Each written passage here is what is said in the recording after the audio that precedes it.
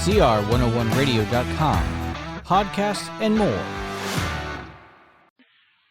Are regulations costing too much? This is R.J. Rushdoony with a report on our threatened freedom.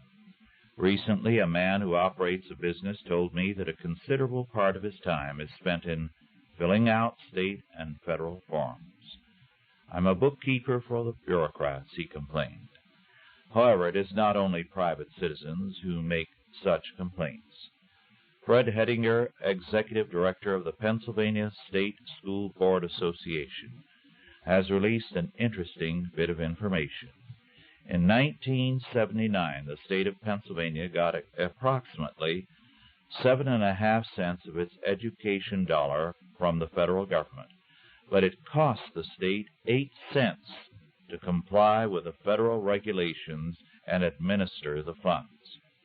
Now, such an expense could be justified if education were improved by federal regulations.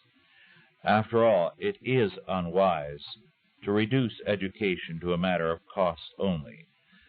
The results determine the value of the expenditures. In fact, however, the quality of education has declined as federal controls have increased. The experts in Washington have felt that they have more knowledge and ability to provide quality education than the local school board. Congress and the bureaucracy have taken over more and more control over education, supposedly to improve educational quality and opportunity. The results, instead, have been a steady decline in quality and in opportunity. The result has been also a backlash taking three forms. First, demand for more local control over state schools. Second, the growth and development of Christian schools all over the country. And third, the development of various plans for home teaching.